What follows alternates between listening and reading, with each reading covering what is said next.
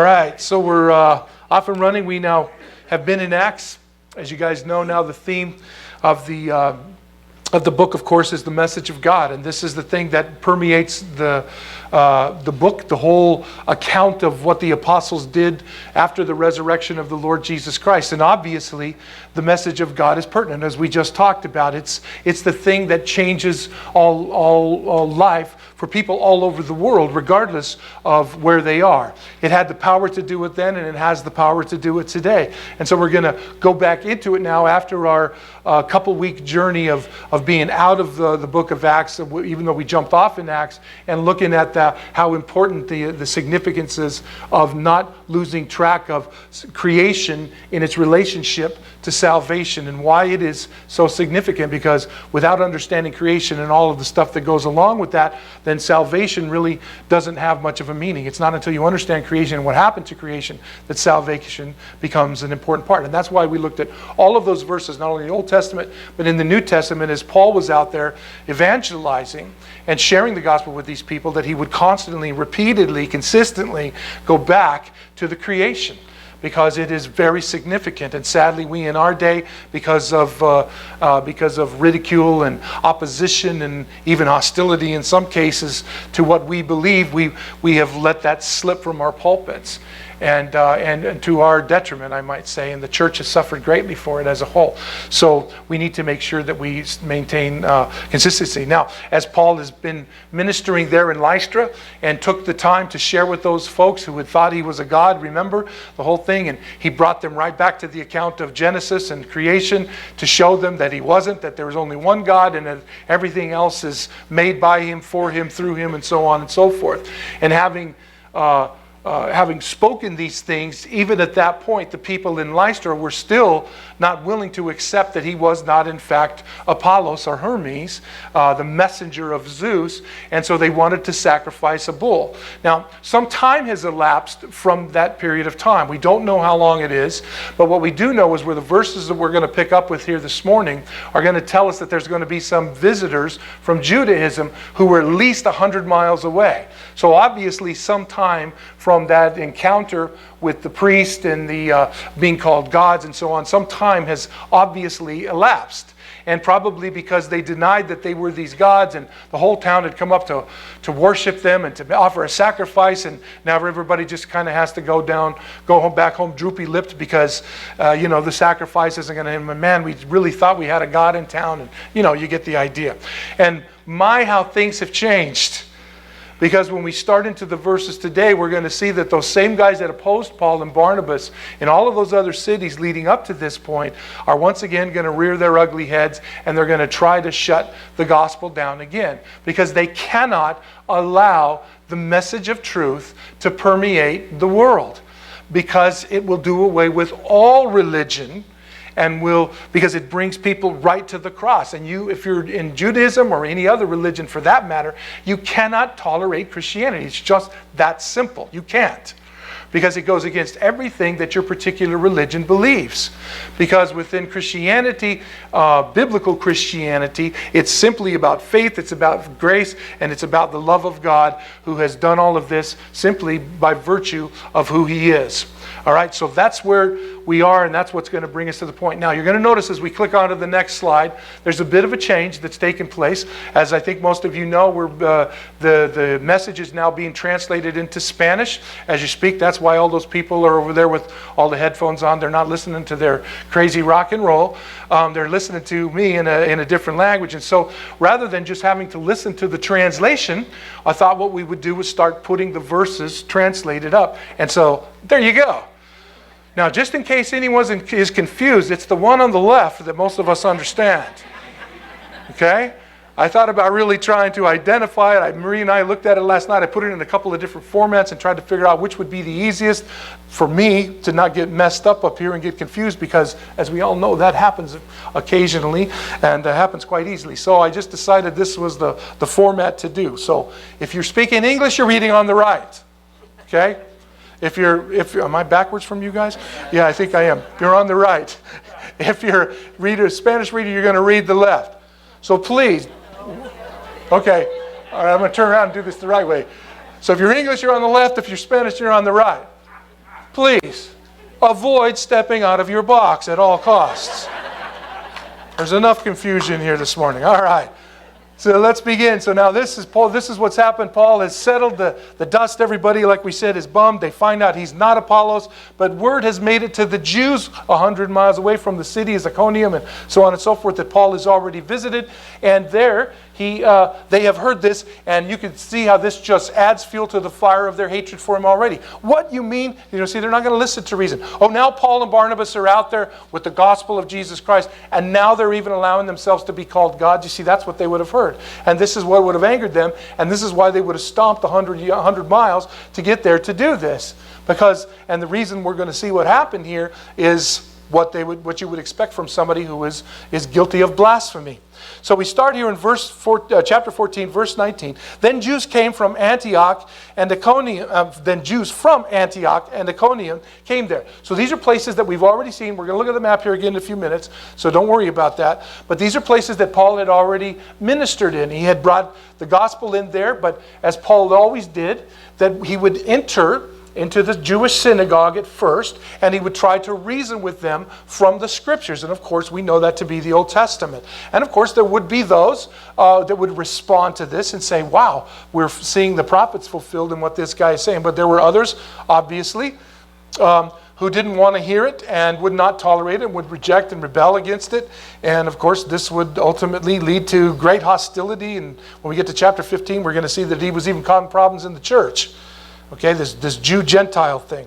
So these guys have been hostile to Paul already, and now this is the final straw. They can't take it any longer. He cannot possibly allow himself to be called a Greek god. See, this would have been the way they would have thought. And now we know that that's exactly opposite of what Paul said, but that's not how they would have heard it, because you see, they wanted to hear this because this just gave them an excuse to finally put this guy out. Okay, and so having persuaded the multitudes, now that's the same multitudes that before had run up to Paul and Barnabas because of the healing of the man, had listened to Paul, had listened to the message on creation that we talked about before he brought it to the cross. They would have all this, and many of them had responded. We're going to see that group in a few minutes, but obviously many of them were just like, oh, here we go again, and had gone home. And now all of a sudden these Jews show up some 3 or 4 months later, probably is about the time that would have been elapsed here, and they show up, and once again, they're out there with the crowds, and the multitudes now are being persuaded exactly opposite of what they thought they had seen before. The mob is fickle, isn't it?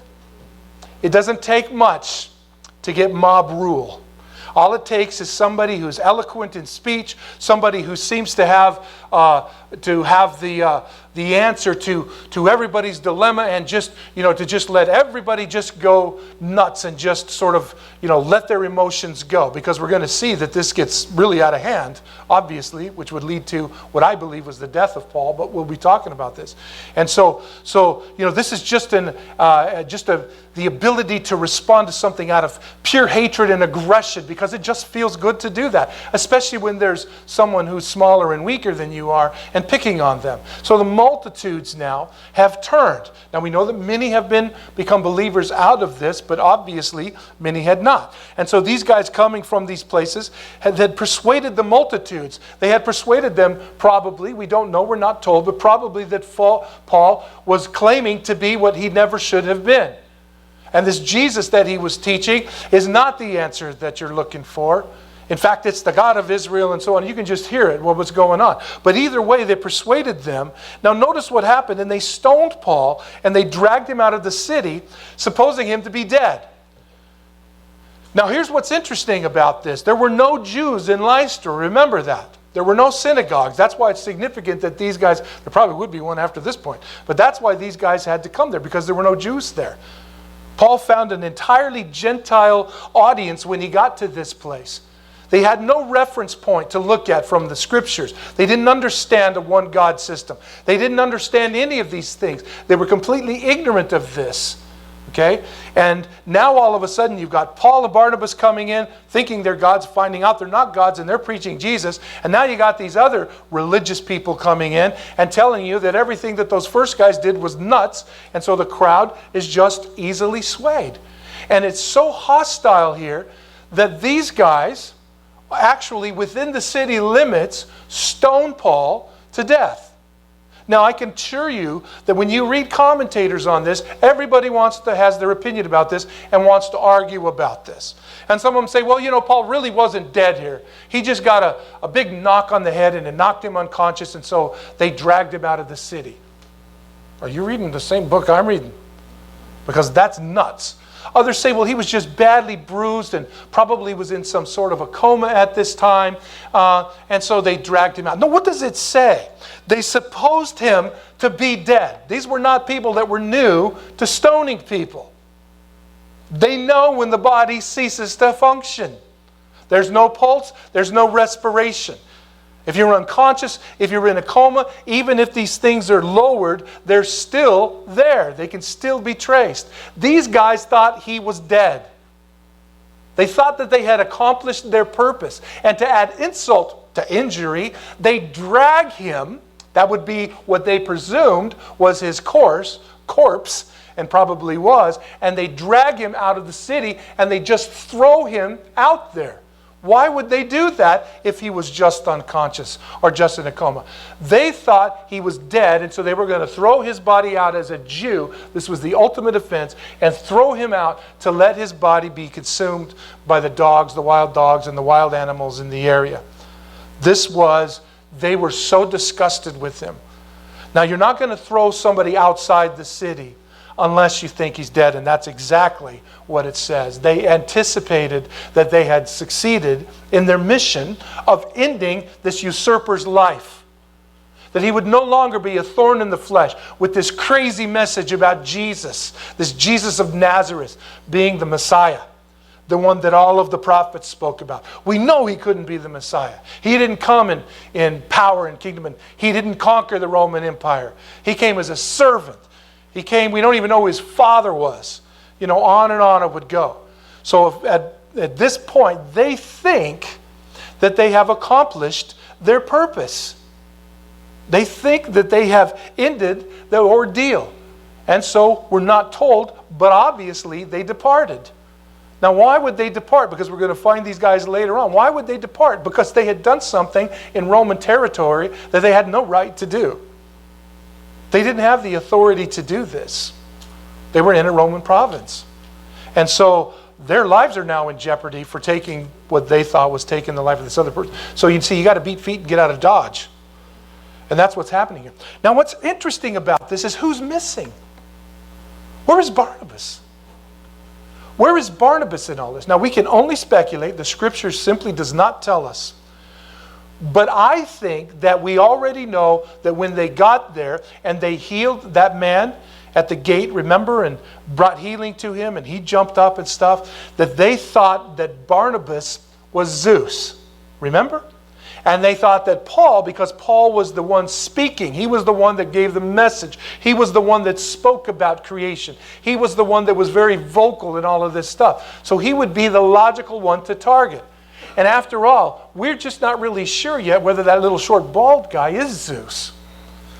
So we're not going to mess with Zeus because he may bring it down. Now, totally speculation. We simply don't know. We know some time elapsed. It is possible that Barnabas had been elsewhere.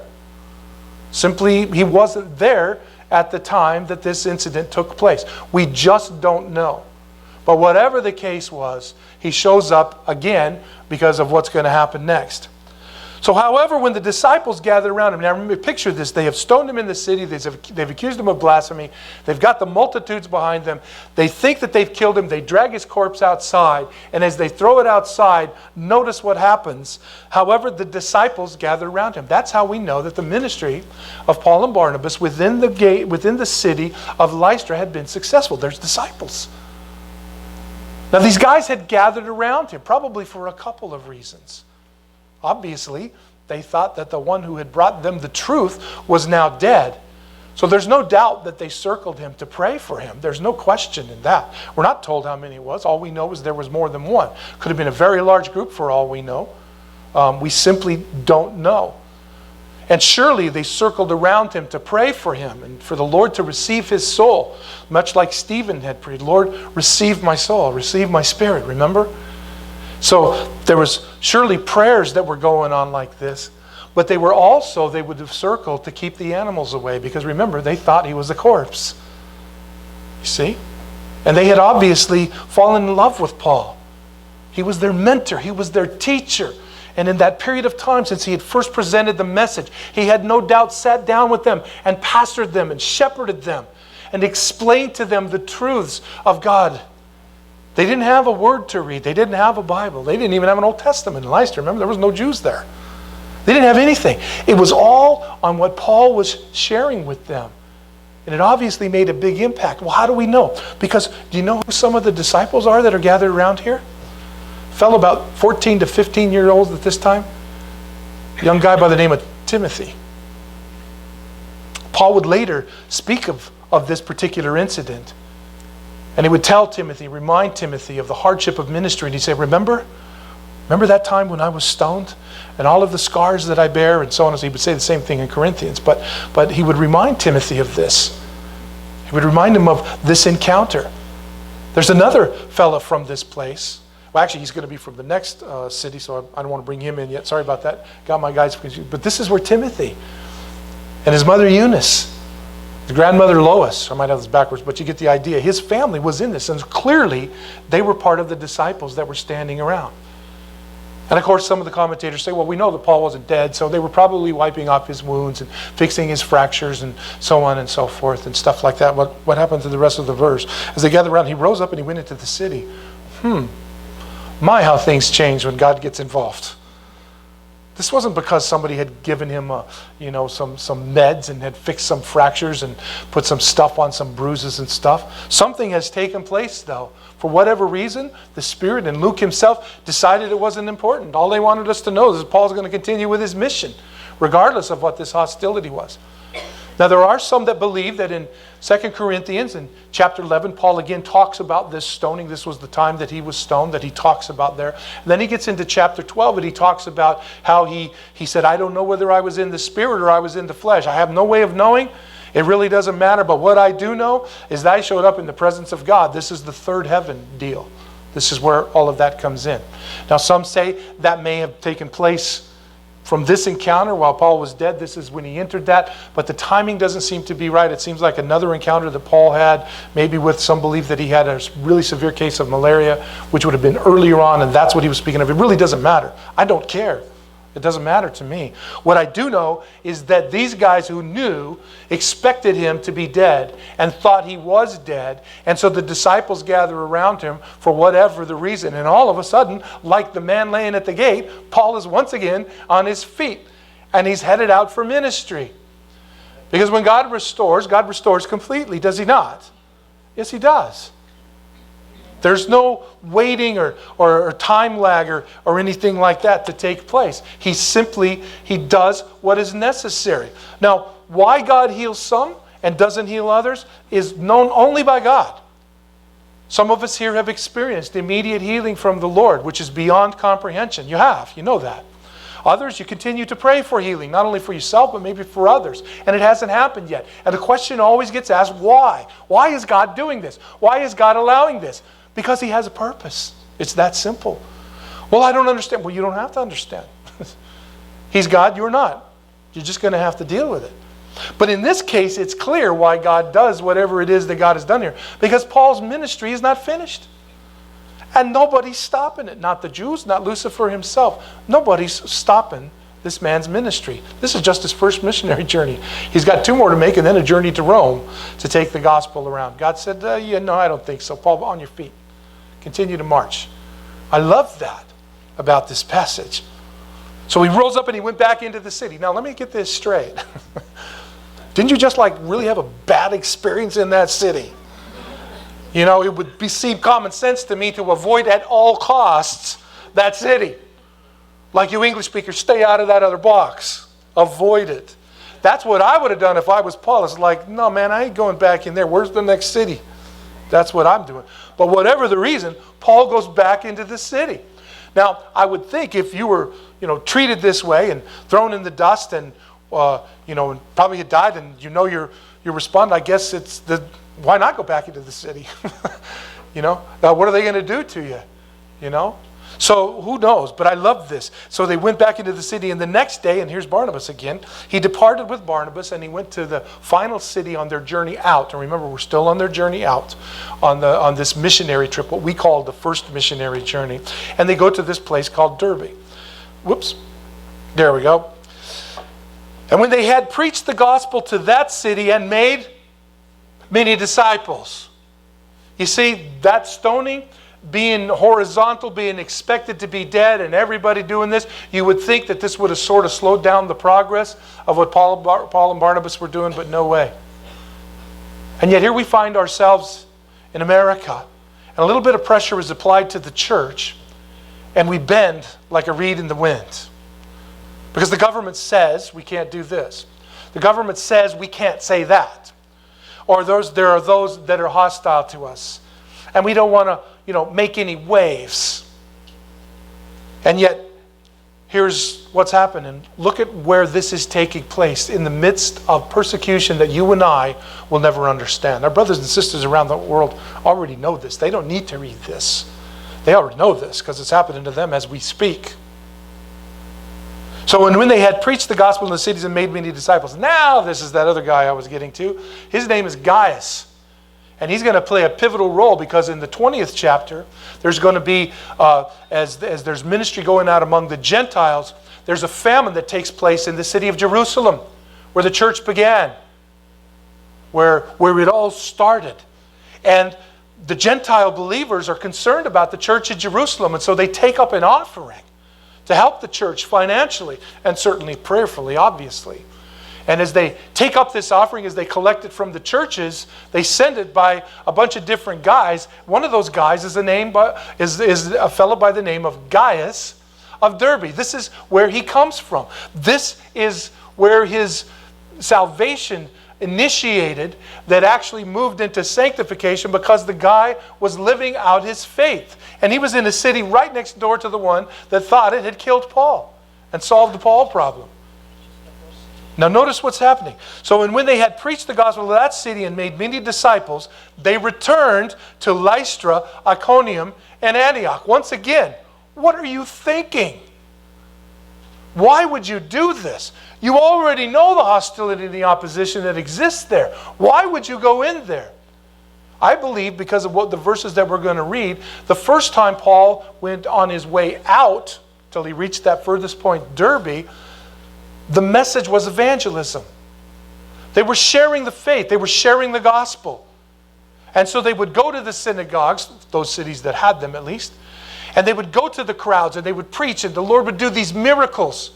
You see, it was evangelistic in its nature. It was drawing people, even though we don't know how many, it was drawing them to the gospel. But now they're on the return trip, and evangelism is no longer the necessity of Paul and Barnabas. Because you see, that's the priority now for the churches that are established. They are now to continue evangelizing. Paul's ministry now has morphed from evangelism going out to now discipleship on his return. Okay? Go out sharing the gospel, get to the farthest place. Remember, God had sent them from the church in Antioch. We're going to talk a little bit more about that in a minute. But that church, they had prayed and they had fasted, and the Holy Spirit had said, set apart Paul and Barnabas for a work that I've called them to. Remember back in chapter 13? This is the work they were called to. So I think when they went out on the evangelism, as they come back, you see, they're not going into the thoroughfares of the city. They're now meeting with the brethren. So as far as city officials are going, even maybe the Jews in these places, even though they're irritating, they're not really causing a ruckus. We just don't know. But we do know what their ministry was. So they made many disciples in Derbe, and they returned to Lystra, Iconium, and Antioch. Why? To strengthening the souls of the disciples and exhorting them to continue in the faith, not as followers of Paul and Barnabas.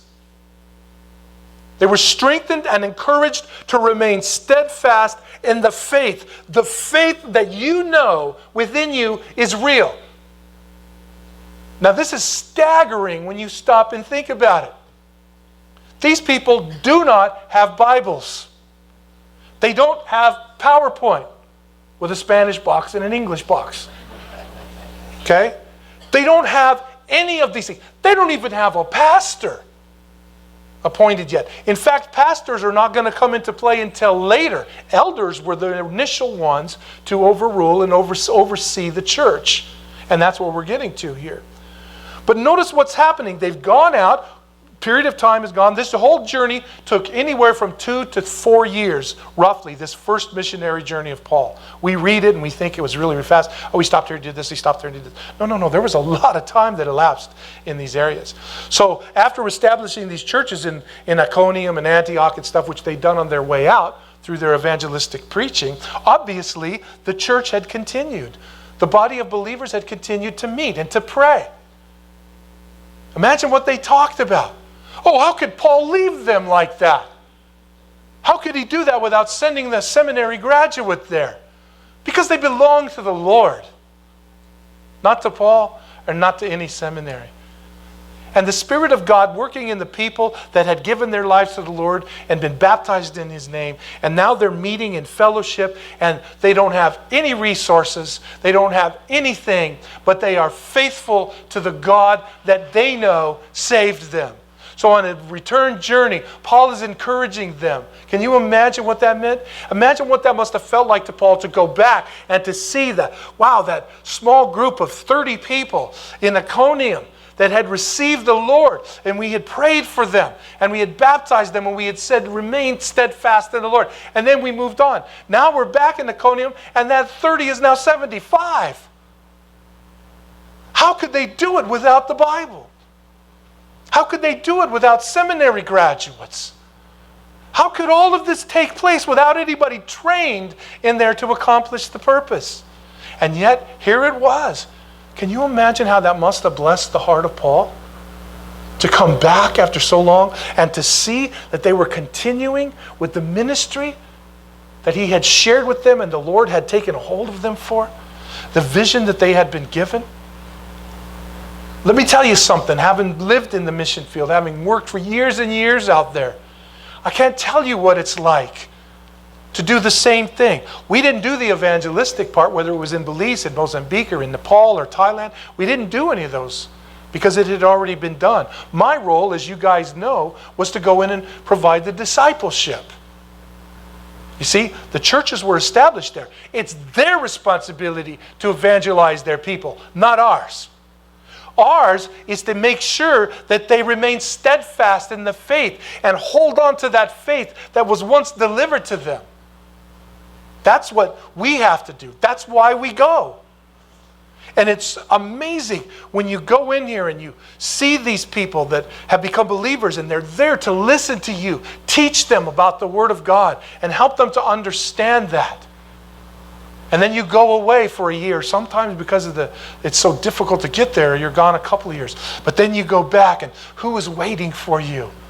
The same people with the big smile, still can't speak your English, still can't communicate, but you know, you just know. And I'm telling you how blessed that is in your heart. What an awesome thing it is for us to go back to Belize, to see that the work we did there just didn't disintegrate. Oh yeah, it's had its problems, of course. Why do I always think successful ministry doesn't have problems? The reason it has problems is because it's successful. If it doesn't have problems, you should probably take a look at it again. Why would there be any opposition to something that really isn't doing what God has asked it to do? No, opposition comes when God is at work amidst His people. But to go back and to see those people, to encourage them. We'll be going down in August and starting to do what I did in Mozambique last time with the whole of the book and start pointing them towards the oral teaching. We're going to go down there. Emerson has asked to train the teachers before the school year starts. And we're going to go in there and we're going to teach these guys, Zelda and all of the rest of them, so that they can start using this method for their day-to-day devotions within the classroom. Our team did it when they were there. Took on the whole kind of oral thing within the classroom setting. I mean, this is exciting stuff, man. And then later on in January, Denny and Sandra will go and we'll expand that and really solidify it. But I know exactly what Paul is doing here, and I know exactly why. And I know what it feels like. It's amazing. He returns to Lystra, Iconium, strengthening the souls of the disciples and exhorting them to continue in the faith. Again, not in Paul, but in the faith. And notice what he says to them. They had all heard the stories of what had taken place in all of the other cities, certainly in Lystra. And you got to continue in the faith, and we must, through many tribulations, enter the kingdom of heaven. Now, this is written in the English terribly, because it sounds like we still need to enter into the kingdom. The church is the initiate part. Remember, God is building his kingdom like a building, Paul told us. But the kingdom is yet to come. This makes it sound in the English like it's something that we got to strive for. No. What it's actually saying is that remember that because of the kingdom, you must endure many tribulations. In other words, the world is hostile to the kingdom of God. If you haven't figured that out yet, we need to talk. Okay? That's just the way it is. And that's what he's saying. Now, if you live in these places, again, without a Bible, without a church building, without all of the stuff that we have, without even a leadership to oversee this, and you've just been left by Paul because he shared the gospel and then he moved on to the next city. I mean, this is amazing. And then all of a sudden, this group of people that's now 75 is saying, wow, well, I don't know if I want to do this or not. Did you hear what happened to Paul over there? What if that happens to us? You see, this was important for Paul. You see, when God builds his kingdom on the earth, he's building it in the midst of the kingdom of darkness. If you think the kingdom of darkness is going to let you work without opposition, you're nuts.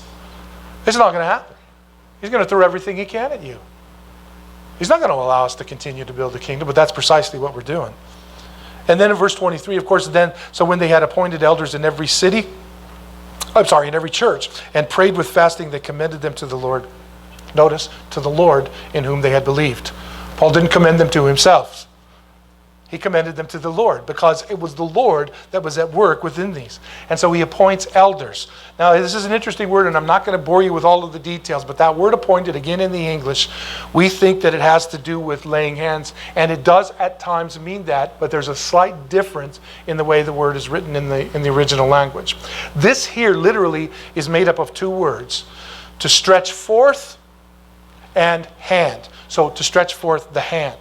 So what it is believed here, because pastors were not involved here, that yet, because this was just elders, there wasn't people ready to teach. There were just people that were going to continue and oversee this thing. That's why they appointed. So they did this by stretching out their hands, and it was kind of a show with all the church that they were recognizing that these guys who had sort of floated to the top and been obvious that this is a leader. He doesn't, we always think that leaders take on this role of leadership because we appoint them or because we ordain them. That's completely opposite of what Scripture teaches. People lead not because they're appointed, they lead because they're called. And you don't have to discover who the leaders are, it's obvious. They don't even realize they're leading. They're just doing it. It's just obvious it's taking place. So all of a sudden, the person is not an elder and an overseer and functioning in this, in these roles because all of a sudden they've earned some position, so they now get to wear a name tag around. No, they're already people that are involved. They're already involved in what's happening, what's taking place. Their leadership and their calling is evident for everybody to see. That's what's happening here. These guys, while Paul was away, and obviously after Paul had left, these are the guys that the group of believers had said, you know what, we really recognize these guys as kind of holding this thing all together. Paul said, amen, man, let's pray for them. And then they fasted and they prayed and they commended them to the Lord. I love that, commended them to the Lord. They didn't trust anybody else, not committed to one another, not committed to the church, certainly as we've already said, not committed to Paul and Barnabas, but committed to the Lord. It's the Lord that builds this church. I will build my church, Jesus said. He didn't say he needs anybody's help. He said, I will build my church. This is the church. He's building his church. Isn't it amazing how he doesn't need us to accomplish his purposes? And yet we're so sure that we're vitally important to him. It's amazing, right? Oh, God is so lucky to have me. I don't know what he would do if I wasn't here. Are you serious, man? So these guys had absolute confidence, not just in the believers, and especially those that had risen to leadership within the fellowship, but they had absolute confidence that the Lord would accomplish his purpose. Now, if Paul had gone back many years later, would this have looked like Paul, what Paul maybe thought it looked like? Not necessarily. You see, we think churches, and we're really guilty of this in Calvary, the churches around the world should look like Calvary's. Jesus didn't say, and I will build my Calvary chapels. He said, I'll build my church. And it may not look like what we expect it to look like. Wow, well, we're doing all of this stuff in our church. We got men's fellowship, with women's, we got children's ministry, we got this, and we're going out in ministry. Well, this little African church here, all they're doing is getting together and praying all the time. Well, that can't be a church. Yeah, we do that all the time. Oh, we've got to make them a ministry like ours. And so we try to make all of these cupcake, not cupcake, cookie cutter. There we go, cookie cutter. Cookie cutter. I'm reading in the other box, just in case you're wondering. Cookie cutter churches out there in these congregations, and if they don't look and sound like us, well, then they're just not good. We were guilty of this when I first went into Belize. I was ministering to these guys out in the bush, way out in the bush, and ministering to them and where the Maya are, and went in there because I was young and I was new to the mission field. I didn't know. And I went out there, and the stuff that I had been taught, I thought, wow, this will be really good to pass on to these guys. You see, I'm an American, inductive Bible study, observation, interpretation, application. The 3-step approach and all of these things, and it just made sense to me. So I thought, well, I'm going to go out there and show this guys, and I would be out there teaching this stuff, and it was months before I figured this out. And they would never tell you no. And I was teaching, and I had made this old nasty, because in those days, it was a lot rougher than it is now for the teams that go out there, trust me, in those days. But, and I had made this old beat up piece of wood, and I had painted it with black flat paint so I could use it as a chalkboard and set it up out in these villages. And we'd open the windows of these thatch roof, dirt floor churches, and all the kids in the neighborhood would come, and they'd stand in the windows because there was a big fat white guy in town, and I was shocking. So we'd stand there, we'd minister to them, and I remember trying to teach them these principles, and they do speak English, pretty much. It is their basic language. And I'd write this stuff down, and it just made perfect sense. Oh, in observation, this is what you want to do. You want to pay attention, you want to be prayerful, you want to blah, blah, you see all of this stuff. And I would write all of this stuff down, and it's just making all the sense in the world, but I'm looking out there, and they look like you guys. And I'm like, well, this is easy stuff to understand. And so I kept trying to reinforce what I was doing. And then I don't even remember how it happened. And all of it, we called this training? To Mayan pastors out in these villages with dirt floors. At that time, no electricity, no cell phones, nothing. I mean, it was out there. We called it the Institute for Pastoral Training, which was cool, a great sound, right? IPT. Institute for Pastoral Training. That's what we called it. And I just ended up changing it to just meeting with the guys in the villages. Because that's what ended up happening. And I started to realize this isn't working. So instead of trying to put out my perspective, and then they always wanted me to play guitar, and I'd bring out there and I'd play the songs we just played on my acoustic guitar. I'd play them out there, and they were like kind of lost. I mean, they kind of got it, but they didn't really get it. And then they would say, well, I could play guitar. They need to play a little 3-chord kind of a Latin kind of a thing. And I'd go, well, no, it's really not like that. It's like this. And before I realized what I was trying to do, or what I was going to do, I wasn't trying. Wasn't trying to make it. I just was. I didn't realize it. And one day I went out there, and Pastor Juan and Santa Teresa, and they're out there in their meeting. We had gone out there for something, I don't remember what, and they're singing their songs, and we walk up, and the whole church is singing, and the children are laughing, and it's just nuts. It was awesome. And I walked up, and they said, oh, Pastor Rick is here. Pastor Rick, would you come up and play for us? I'm like, no stinking way am I going up there. You keep doing what you're doing, because this is the church. You don't need me. And it was such a blessing, and man, did it change everything for me. So now when I go to Mozambique and I'm speaking to the Shitswa or any of the other groups that we minister to and stuff like that, I try to remember this and not bring my American mindset to the table. Because they'll say they understand. Oh yes, we understand. And dang good, it's like you're talking to your kids. You know what I'm saying? Yes, they don't stinking know. They don't know anything. And by the way, how come when a great-grandchild is born, Marie still looks young and there's nothing said about me? I was thinking about that. Man, dude. Hey, so anyway. Yeah, pretty much. Well, yeah, that I can't argue with that. A lot. Yeah, and I seem to like be expanding and thinning. So anyways, so what did we hear? Where did you hear that thing last night? Overweight people. What was that? Don't knock overweight. How was it? Come on, Krista, we're waiting. The sermon, you're on my time here. Yeah, something about don't be afraid to lose weight and get heavy because heavy people are less likely to be kidnapped. There you go. I knew that, so I've been working on it for years. Yeah, that's right. So when they had appointed elders and prayed, they commended them to the Lord in which they had believed. Now here's where we're at now. So they've gone all the way out. I'm going to do both sides here, don't worry. So this is the journey out, evangelism to Derbe. Now they're turned around on the blue route, returning, and discipleship is now taking place. Okay, so this is the route that's going. Now that journey right there, what we call the first missionary journey, which in the chapters you can see here, took from roughly 44 to 46 AD. So we believe it to be that long. So do you guys need the thing, or did you see that? I can do it for you if you want. I know you're on the opposite box side. No, you guys are on the right side. You guys are on the wrong side. Anyway, so you get it? Okay, so anyway, so that's the first mission journey. So and after they had passed through Pisidia, they came to Pamphylia. And now when they had preached the word in Perga, it seems like there's always preaching. Yeah, you think? That's why they were out there. When they had preached the word in Perga, then they went down to Attalia. And from there they sailed to Antioch, so this is the complete journey now, where they had been commended to the grace of God for the work which they had what? Completed. Everything that had occurred during this period of time, and by the way, it was in Perga that Mark, for whatever reason, left them alone and decided, I can't go no further. And he left them standing. That's where that all took place.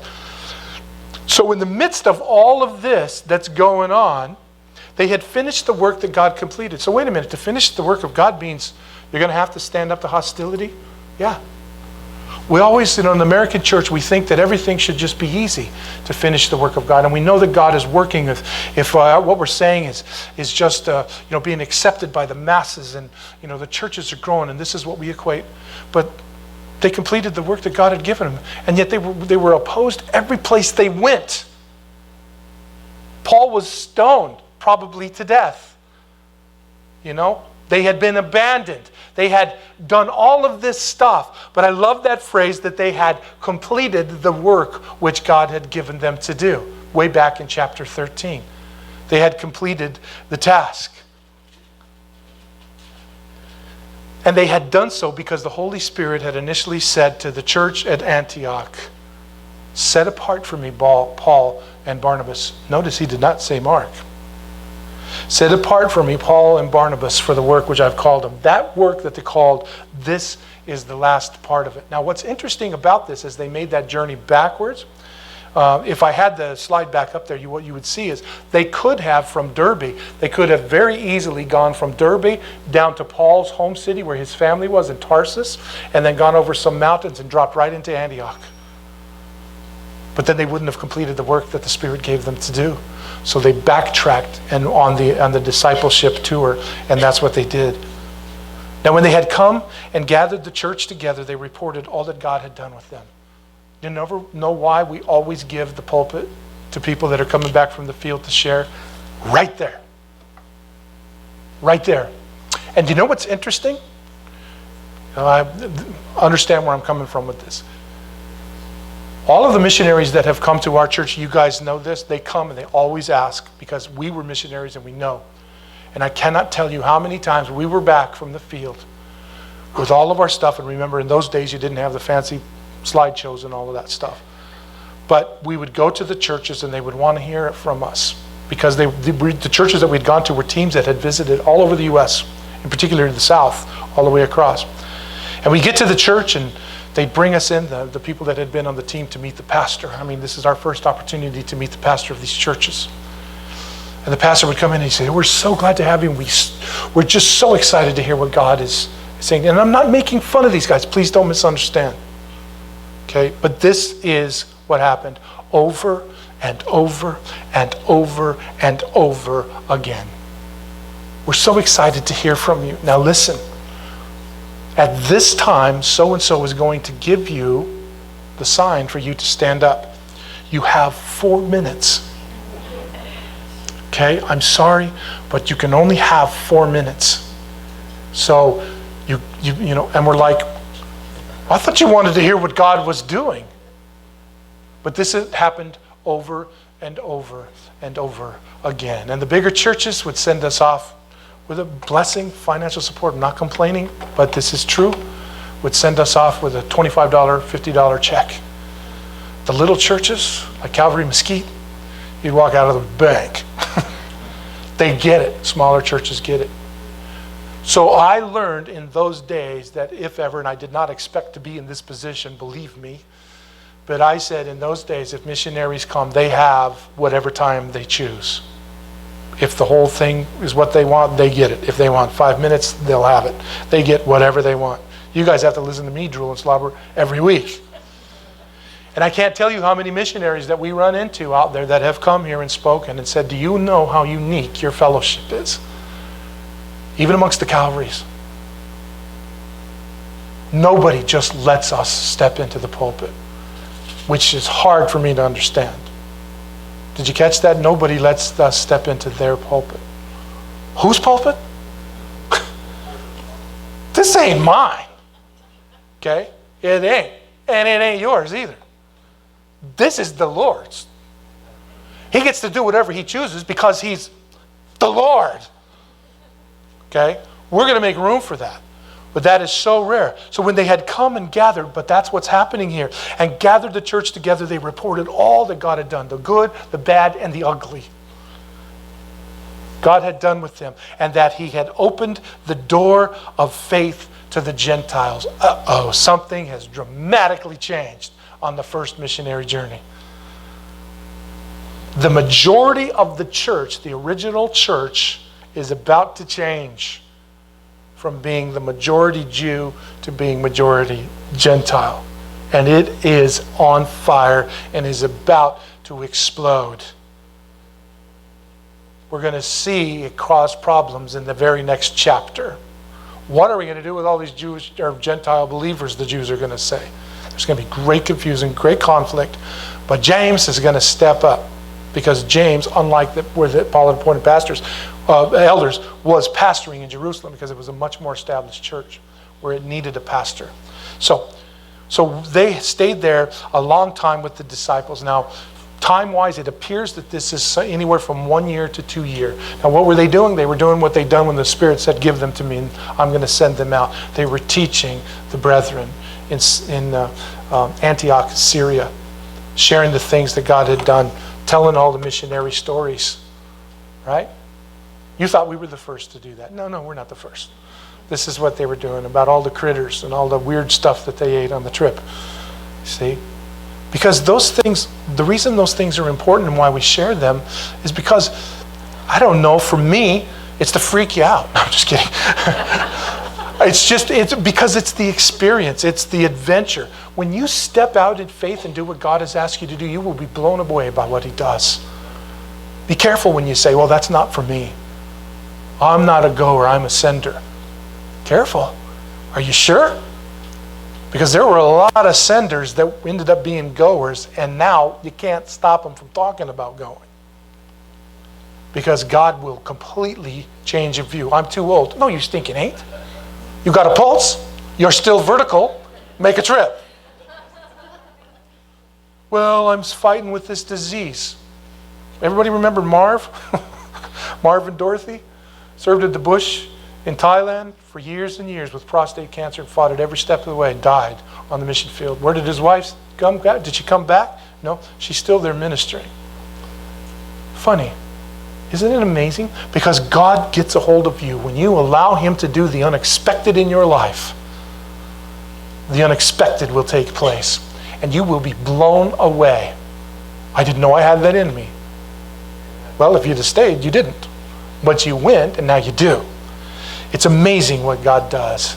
And we are grateful for the part that he has allowed us to play and continues to let us be a part of what he's doing throughout the world.